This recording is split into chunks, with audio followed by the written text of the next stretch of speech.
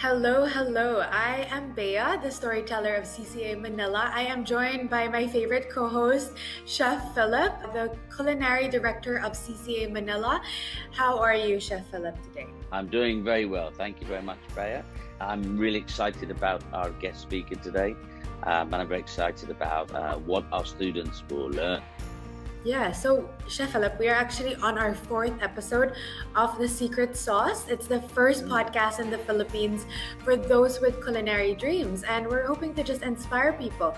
We'll be talking to chefs like yourself, foodies, food entrepreneurs, and anyone really passionate about the culinary world.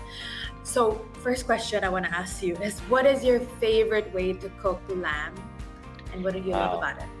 You know, I'm such a big fan of lamb, and that's one of my specialities. So there are many ways that I take for everything from a lamb shoulder, which is slow roast, to the lamb shanks that I braise through the oven, lamb rump, which I roast and serve in a French style.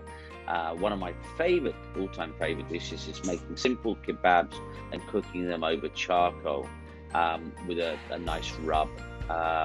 So yeah, I just love lamb. So whether it be Asian, Mediterranean, or French, classic French, it's such a versatile piece of animal. It's one of my all-time favorites. Yeah, I mean, it's got a strong flavor and a lot of people are intimidated by it. But today we've invited Sabrina Yin, who is the ASEAN Director of U.S. Meat Export Federation. And honestly, just the start of this conversation is making me hungry. And as we go along, I will get hungrier. So everyone enjoy this conversation, and Chef Philip and I will be with you along the way. Good morning, Chef Philip and Sabrina. Thank you for joining us today. I mean, Chef Philip, we work in tandem, so we pretty much see each other regularly. So Sabrina, this is actually our podcast called The Secret Sauce. And the reason why we started it is really just to give more information to our students and our community. And we want to welcome you. And first of all, we want to ask you, how have you been since the pandemic? Okay, good morning. Thank you, Pierre. Thank you, Philip. Good to be invited on this program.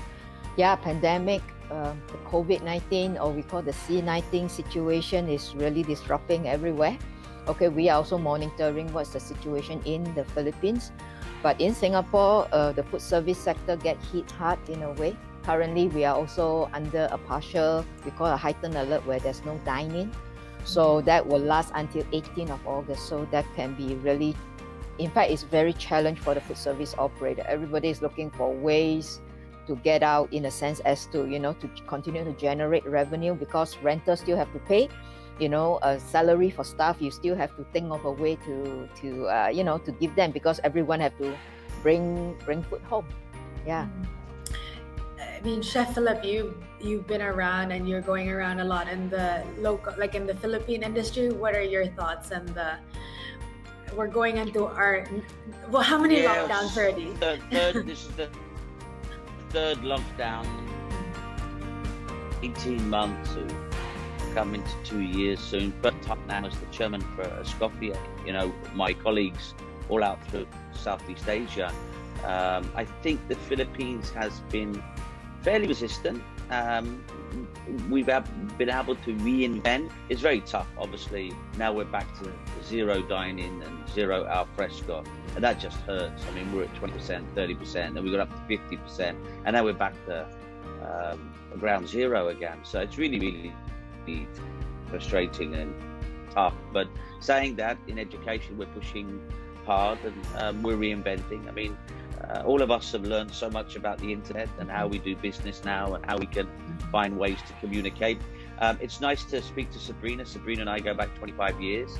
Sabrina invited me through an importation company. Yeah.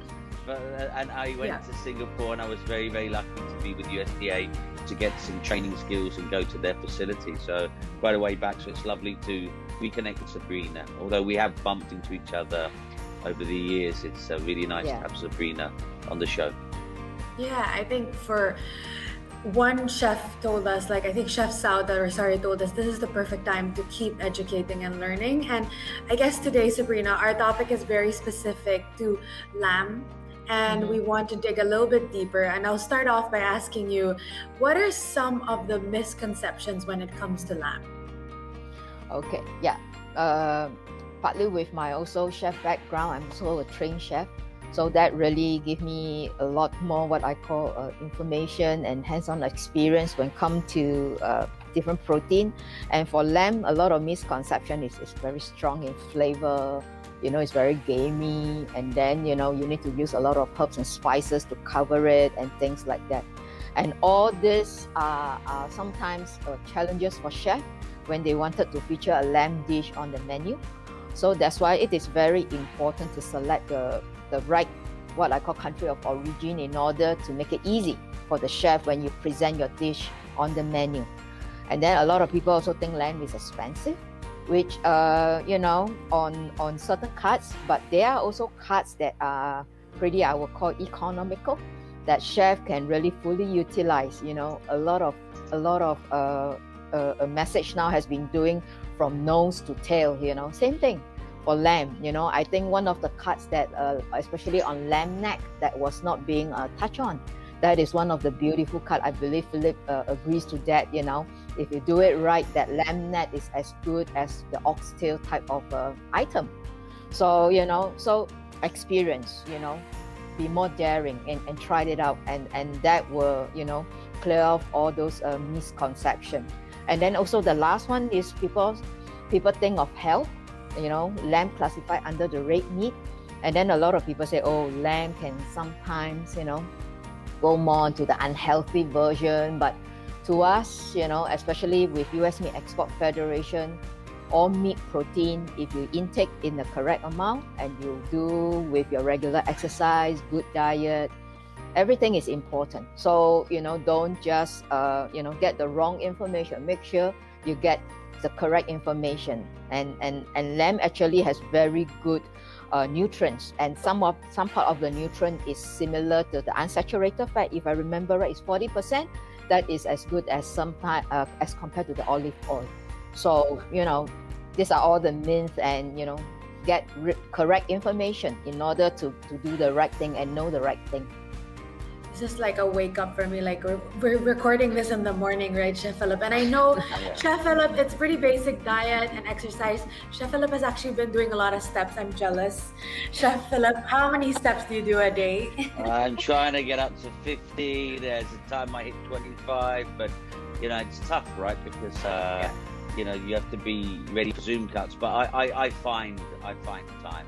But talking about lamb, I mean, I so roasted a lamb shoulder 2 days ago for a party, and then lamb shanks also yesterday. So, you know, lamb has been a big part of my DNA. I'm a huge lamb fan. So whether you roast it, slow roast it, braise it, curry it, right? So there's it's such a versatile. And I remember such a rave back in the day with lamb rump. Lamb rump was the cut. So I actually remember doing the many years ago, what we call the black box challenge at the Mandarin. We're talking about 20 years ago with my team, and there were 6 teams, and lamb was featured. And you know, lamb here is, people love lamb, especially I'd love to see those riblet cuts. I mean, rack obviously is premium, but then going down, it's so versatile, and yeah, it is popular here, you know. But I think we're becoming more creative again. There was a time when Philippines was super creative, then all of a sudden, you know, it just became blah, blah, blah, blah. And now I see again that there are many chefs out there in the new generation looking for newer cuts and newer challenges. So it's great to see this initiative with the competition as well. How can we apply, Sabrina, cooking or pairing alcohol with lamb? Like, I think people are, I mean, Chef Philip, you do like sake nights and all that. Like, yeah. I think it's starting to be a trend. I don't know if it's because of the pandemic that people are wanting to drink more. Need to drink more. A little bit. But yeah, what are your thoughts on that, Sabrina? Yeah, actually, lamb, because lamb has a stronger meat profile or meat taste, you know, where we compare to poultry, to pork, you know, lamb and beef, even though if you, for me, you know, to me, lamb smell or taste stronger as compared to beef at some times, you know, because beef, it also depends on the cuts and also the age of the animal. So because of that, and you know, cooking and pairing can really further enhance and bring up the aroma of the meat itself. Okay, so as long as you have to do it right, be it from sake to dark beer to ale, or even your local produced alcohol. I remember in Philippines you do a lot of local rum, right? Yes. And then if you do the rum right, it works. Yes, correct. That's how I look at it.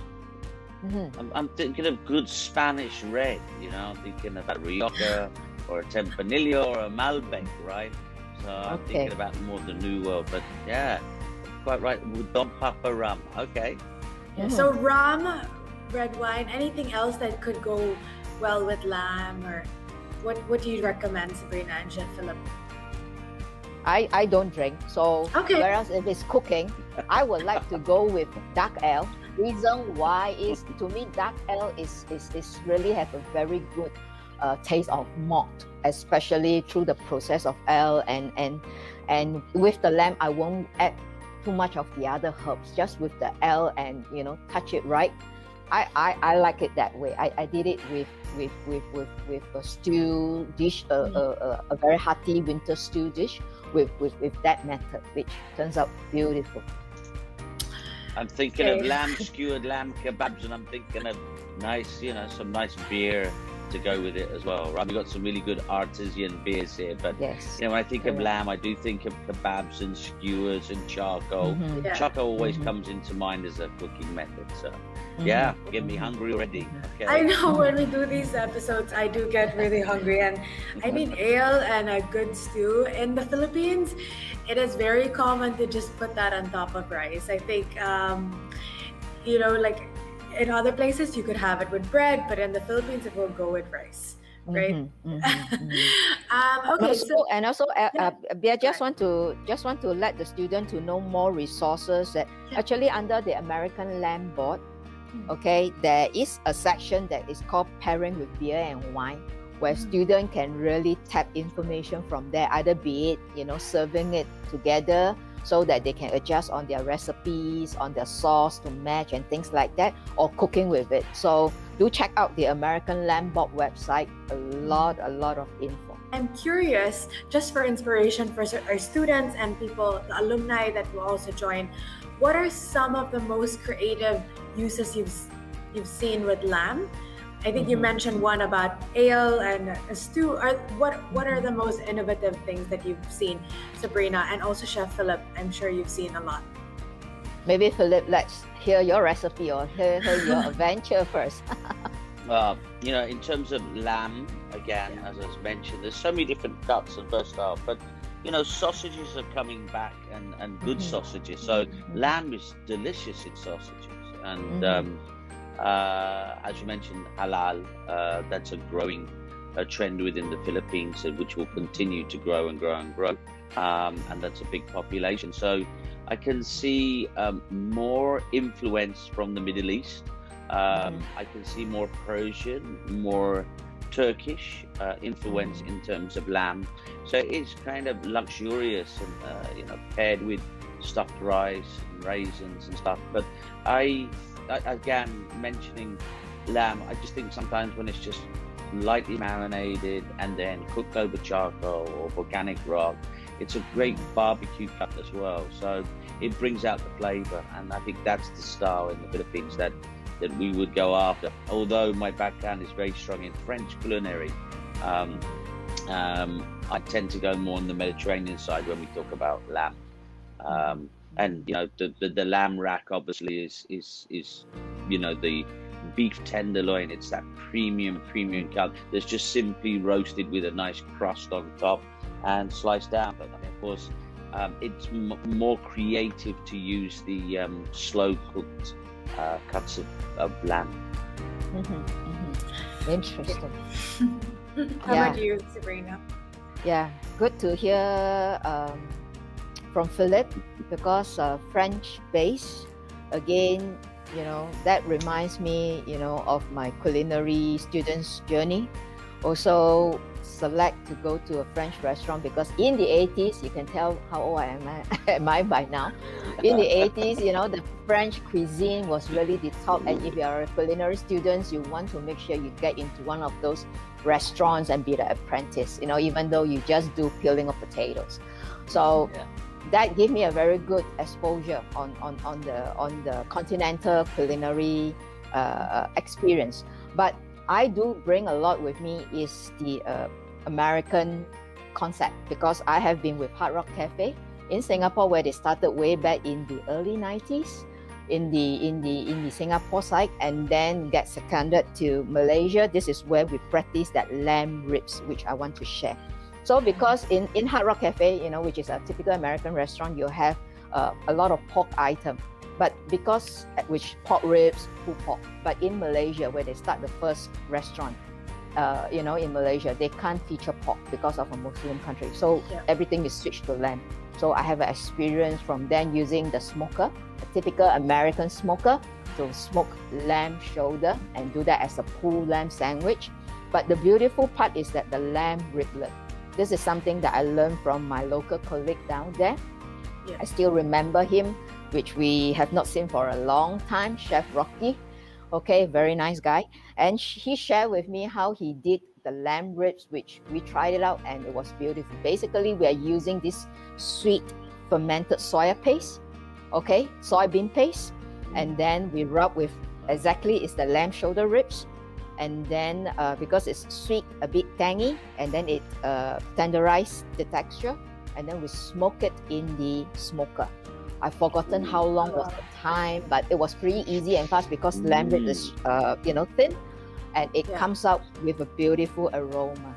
And we don't have hickory wood at that time. So what we did is we used sugarcane husk, which I believe you can see that in the Philippines. So, you know, you go to those sugarcane juice store where they extract out the juice, they throw away the fiber. So that one, we use that as a smoke media and to bring out that smoke aroma. So pretty interesting, slow and low smoke ribs, lamb ribs with a Chinese touch of sweet soybean taste. Still make me so yummy. That's insane. I just can't believe, first of all, in our school, green chefmanship is very big. In a lot of competitions that our students would join, one thing that is always mentioned is like the way they segregate, the way they do zero waste, and to think of that you can use like sugarcane husk. I am hungry and also very intrigued, I think. But you mentioned a lot on the riblets, which I'm very excited about. Chef Philip, I think you have a couple questions on this, and I think we're coming to an end, but I think I'll be dreaming about that. Soybean paste and sugarcane husk. Okay, I have to try this. I can't wait to try that dish. Maybe we can, one of our students can come up with that. But this whole episode has definitely made me hungry. And you know, Sabrina, when we share this to our community, there were some students that were going to join, and then there were some students that were like, I just want to buy lamb and eat it to my family, because right now in the pandemic, the only thing that has given solace to people is really cooking at home. Yes, correct. And cooking, people never expected they would cook so much for their family. And if they want to know more, because I think it's really a trial and error. I think you've mentioned a little bit about this, but I think in the end, we always want our students, our community to remember where to go. Where should they go to learn about American lamb and just keep abreast of the information out there? Yeah, I believe some of the supermarket also have the product, if I remember it correctly, because we does a supermarket promotion on American lamb, even all the way down to Iloilo. It is also available. Wow. So the importers are really distributing the product, not just for food service sector, but e-platform and also the retail supermarket. Wow. Okay. Well, I hope that you know, our students, our community won't get so intimidated, or you know, would really embrace the knowledge that we gave them here and do further research. And Chef Philip, advice to our students that will join the competition, or those who are thinking about it. Actually, I'd just like to say, first of all, thank you, Sabrina. It's amazing, you know, wonderful for you to share your knowledge, and over there in Singapore, where you're based for many, many years. I hope you can send some of those pastes over here as well, because I remember the pastes that you have. But I would basically tell them that to really study the product, study the cooking time, the cooking method, and maximize the full flavor. You don't have to play around with those lamb riblets too much, but I'm really excited to see what they'll come up with. We have an amazing faculty that love these kind of challenges, and they won silver medals at the online Salon Culinaire in London 2 months ago, and led the USDA before. So they really, I'm excited to see what they'll come up with, but keep it simple, keep it slow, and maximize that flavor. But thank you very much, Sabrina. It was thank you. a pleasure talking to you.